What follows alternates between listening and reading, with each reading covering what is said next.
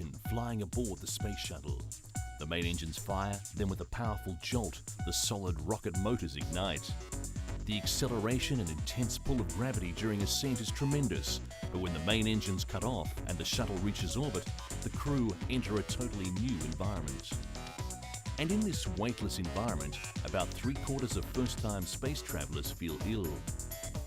To help counter this, NASA has developed a pre-flight training regime for the astronauts. They have a neurosciences laboratory at the Johnson Space Center, which is responsible for studying the human body's condition in space. They can also develop better systems to maximize the astronauts' performance.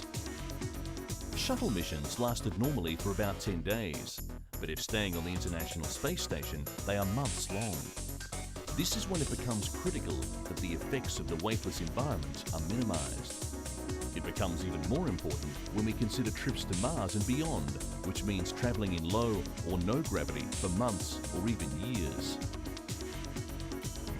The spherical trainer is used to emulate similar sensory conditions to those experienced during spaceflight. Large overhead projectors display a montage of computer-generated patterns that fill the subject's field of view. It is the movement of these patterns that eventually fools the subject into thinking that he or she is moving, not the image. Once it is exposed to a variety of pre-programmed visual cues, the brain can recalibrate itself, in this case, like one that is found in space.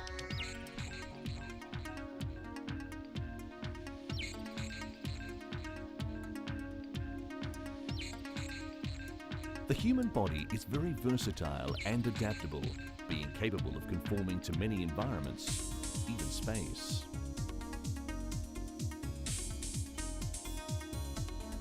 When members of the Skylab 4 crew returned to Earth after nearly 3 months in orbit, their first steps were tenuous. And they did readapt, but it took time.